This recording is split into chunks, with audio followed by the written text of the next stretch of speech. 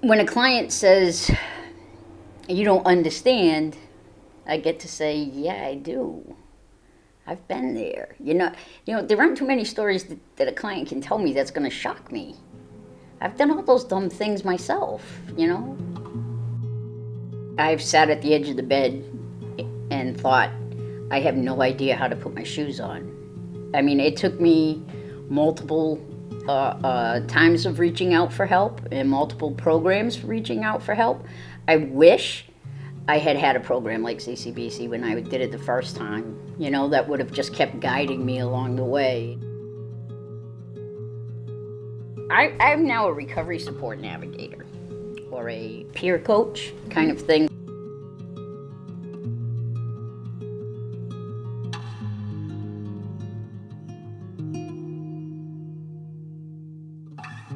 $25 ago when I first asked for help to sober up, I was told come back in 6 months when you have 6 months clean. And that just doesn't work. When you finally ask for help, you don't want somebody to tell you to go away and come back later. You really are willing now. And I feel like with CCBC that's something that we do. And we have so many different people. I might not be able to solve the problem, but I can talk to other people and try to find ways to solve a problem, to make the problem not seem so overwhelming. Because by the time a client says, yes, I'll accept help, they're overwhelmed.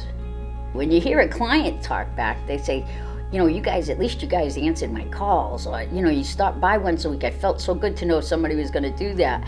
And that's an important part of recovery. That's as important as a rehab or a detox, is knowing that you've got those support systems behind you.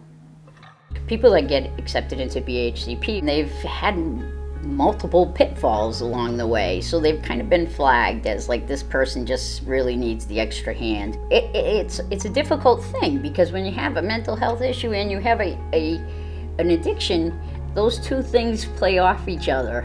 We don't look down on people who seek help when they have cancer or when they have a major illness, but then all of a sudden they go, oh, well, you have an addiction, just get over it. And it's not that easy.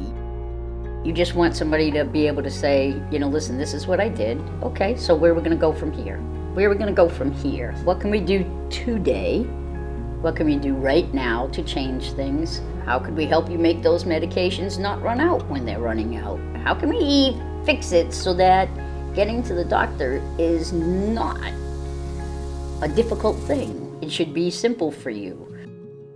I also got a chance to work this year on the advisory board for the BHCP and talking to clients who have used CCBC for a long period of time and what they found helpful and what they think is good for them. And we're trying to find ways to make sure that we can do that more and for more people.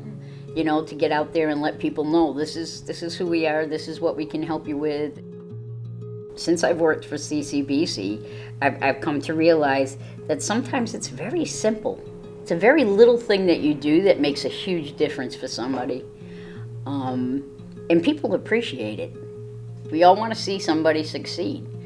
Even if I just have a client, if you have somebody who calls you and says, geez, I was thinking about picking up, and you can convince them not to, wow, what a feeling. You made it through another, or you've lost the client, you haven't seen him in a while, and then all of a sudden they call and they're back and they're saying, I think I'm ready now. That's a good feeling too. There is light at the end of the tunnel. And sometimes that tunnel seems so long, but if you're not alone, it's not quite so bad.